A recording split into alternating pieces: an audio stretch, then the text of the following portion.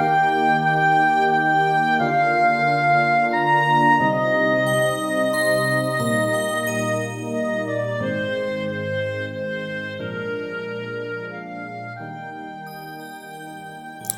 again. Welcome to night 4 of our Easter bedtime stories with Zoe and Debbie Duck. Tonight's true story is The Servant King. Last night's story seemed a little bit out of place. We read the Christmas story at Easter, but I promised you it was all part of God's big plan. Before we read the next story, let's remember that we have now read about the creation, the world, and how we all got into trouble by listening to God's enemy, which brought sin into the world, and then God promised he would come back to save us, and he did. Not as a mighty warrior, but as a baby that we all know as Jesus. But he didn't stay a baby forever. He grew up just like we all do.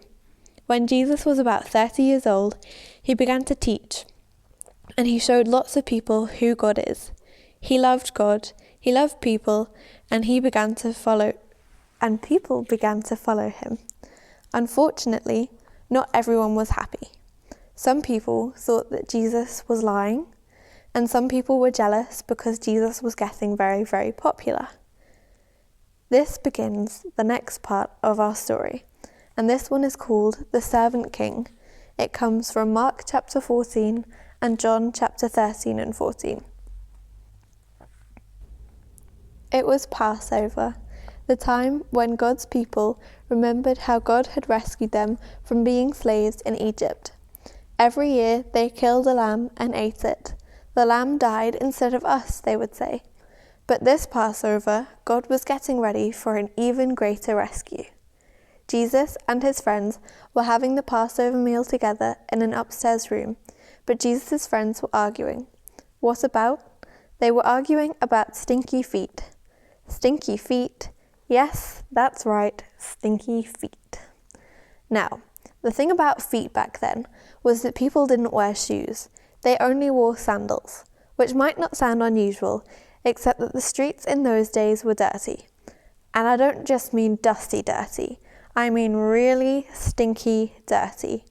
With all those cows and horses everywhere, you can imagine the stuff on the street that ended up on their feet.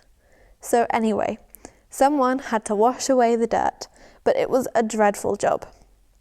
Who on earth would ever dream of volunteering to do it? Only the lowliest of servants. I'm not the servant, Peter said. Nor am I, said Matthew. Quietly, Jesus got up from the table, took off his robe, picked up a basin of water, knelt down, and started to wash his friend's feet. You can't, Peter said. He didn't understand about Jesus being the servant king. If you don't let me wash away the dirt, Peter, Jesus said, you can't be close to me. Jesus knew that what people needed most was to be clean on the inside. All the dirt on their feet was nothing compared to the sin inside their hearts. Then wash me, Lord, Peter said, tears filling his eyes, all of me. One by one, Jesus washed everyone's feet. I'm doing this because I love you, Jesus explained. Do this for each other. Now, one of Jesus' friends had made a bad plan. No one else knew what the bad plan was, but Jesus knew. And so did Judas. Judas was going to help the leaders capture Jesus for 30 pieces of silver. Go on, Judas, Jesus said, and Judas got up from the meal, left the room, and walked out into the night. Then Jesus picked up some bread and broke it. He gave it to his friends. He picked up a cup of wine and thanked God for it. He poured it out and shared it. My body is like this bread. It will break, Jesus told them. This cup of wine is like my blood. It will pour out. But this is how God will rescue the whole world. My life will break, and God's broken world will mend. My heart will tear apart, and your hearts will heal. Just as the Passover lamb died, so now I will die instead of you. My blood will wash away all of your sins, and you'll be clean on the inside, in your hearts. So, whenever you eat and drink, remember, Jesus said, I've rescued you. Jesus knew it was nearly time for him to leave the world and go back to God. I won't be with you long, he said. You're going to be very sad, but God's helper will come, and then you'll be filled up with a forever happiness that won't ever leave. So don't be afraid. You are my friends, and I love you. Then they sang their favourite song and walked up to their favourite place, an olive garden. Jesus said, I won't be with you long. But what did he mean by that? How could he rescue them if he was going to leave? Well, if you come back to me and Debbie tomorrow, we'll tell you. In the darkness we were waiting, without hope, without light, till from heaven you came running. There was mercy in your eyes, to fulfill the law and prophets. To a virgin came the word, from a throne of endless glory to a cradle in the dirt.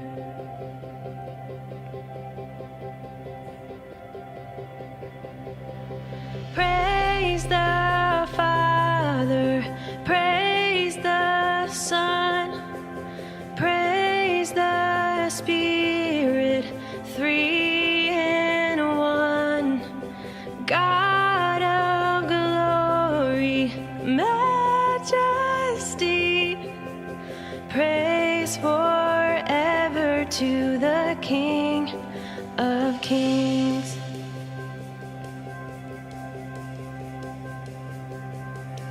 To reveal the kingdom coming, and to reconcile the lost, to redeem the whole creation. You did not despise the cross, for even in your suffering you saw to the other side, knowing this was our salvation. Jesus, for our sake you died.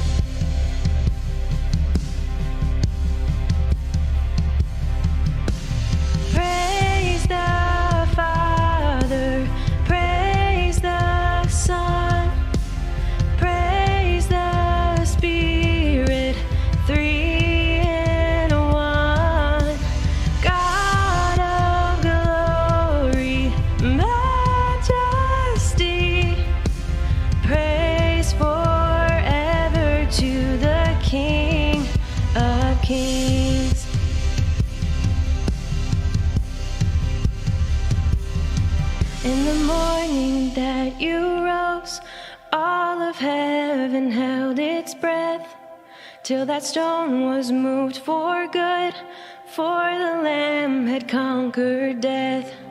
And the dead rose from their tombs, and the angels stood in awe, for the souls of all who'd come to the Father are restored. And the church of Christ was born, then the Spirit lit the flame. Now this gospel truth of old shall not kneel, shall not faint. By his blood and in his name, in his freedom I am free. For the love of Jesus Christ, who has resurrected me.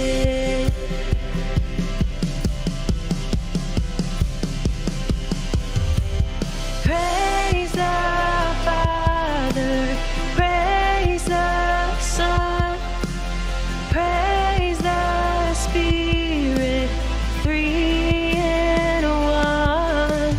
God of glory, majesty,